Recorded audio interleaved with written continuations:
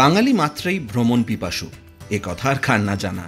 তবে দায়িত্বের ভারে কাঁধ যখন প্রায় জবাব দিতে বসে, তখন একটা দিনের জন্য সীমানা ছাড়িয়ে বেরিয়ে পড়াটা বোধহয় খুব জরুরি। এমনই একটা দিনের কথা।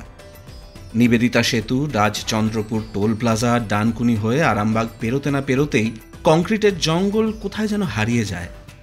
ফুসফুস দুটো ফিসফিস করে মনকে জানান দেয়, এটাই তো চেয়েছিলাম।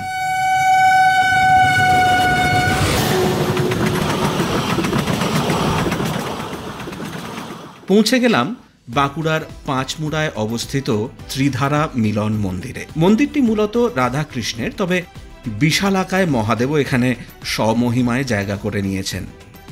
হরিদর্শন থেকে বিয়ে, এমনকি যদি চান রামভক্ত হনুমানের আশীর্বাদে আপনার 2 চাকা বা 4 চাকার বাহনটিকেও স্নাত করে নিতে পারেন এখানে। মাত্র 51 টাকার বিনিময়ে খেয়ে নিতে পারেন পুজোর ভোগ। ধীরে সুস্থে আমরা পাড়ি দিই আমাদের পরবর্তী গন্তব্যে, পাঁচমুড়ার টেরাকোটা গ্রাম। টেরাকোটা কথাটা ল্যাটিন হলেও এর বাংলা মানেটি খুব সহজ। টেরা মানে হলো মাটি, আর কোটা মানে হলো পোড়ানো, অর্থাৎ যারে কয় পোড়া মাটি। সাম্প্রতিককালের স্ত্রী ছবিটি হয়তো আপনারা অনেকেই দেখে থাকবেন। সেখানে দেখা যায় অপদেবতার হাত থেকে রক্ষা পেতে প্রতিটি বাড়ির বাইরে লেখা আছে, ও স্ত্রী কাল আনা। কিন্তু এখানে এসো মা দুর্গা, এ দিনের কুটিরে। কেন জানি না, মনে মনে বললাম, এ প্রার্থনা পূরণ করো মা। পোড়ামাটির ঘোড়া, হাতি, পেঁচা দেখতে দেখতে হঠাৎই চোখে পড়ল আর এক দৃশ্য। ইন্দির ঠাকুরুন না? আমাদের পথের পাঁচালিতে বোধহয় এটুকুরই অভাব ছিল। যাত্রাপথে আমাদের সাথে দেখা হয়ে গেল তুলসী কুম্ভকারের। তার নানা কাজের মাঝে সহৃদয় তুলসী দেবী খুব সহজভাবে আমাদের বুঝিয়ে দিলেন টেরাকোটার মূর্তি তৈরির প্রণালী। এটা হচ্ছে গাছ, এক জায়গা থেকে আনা হয় সাদা ধরনের একটা মাটি।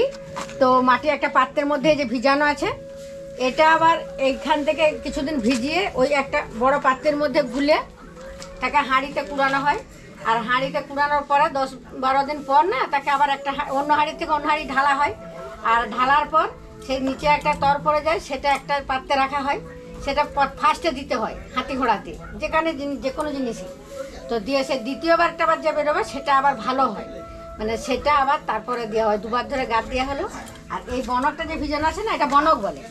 তো এই বনকটা এইটার মধ্যে পাত্রের মধ্যে ভিজানো আছে, তো এটাও আবার একটা পাত্রে গুলা হয়।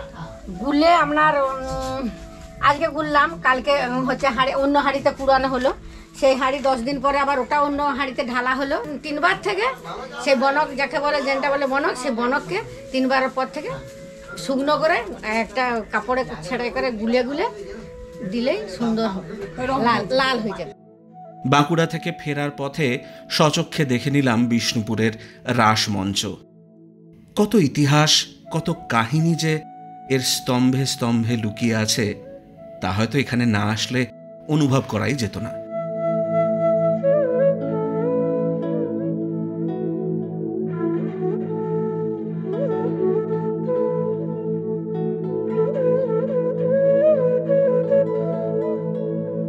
কলকাতা ফেরার পথেই চোখে পড়ল বিখ্যাত জোর বাংলা মন্দির বা কেষ্টরাইয়ের মন্দির।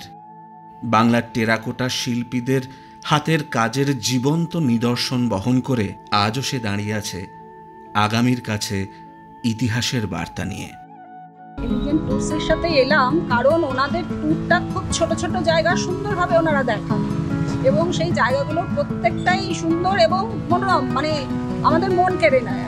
এলিগেন্ট ট্যুরসের ভালো লাগে হলো ওনাদের 1 নম্বর ওনাদের ব্যবহার খুবই ভালো, এবং যেভাবে নিয়ে এসছেন সেটাও ভালো, এবং ওনাদের বিশ্বস্ততা, ওনাদের সব কিছুই ভালো। আমার ভালো লেগেছে আর কি।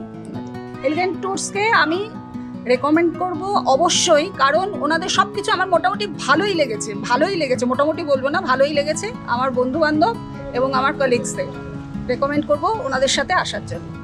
আজ তাহলে আসি, দেখা হবে অন্য কোথাও, অন্য কোনোখানে।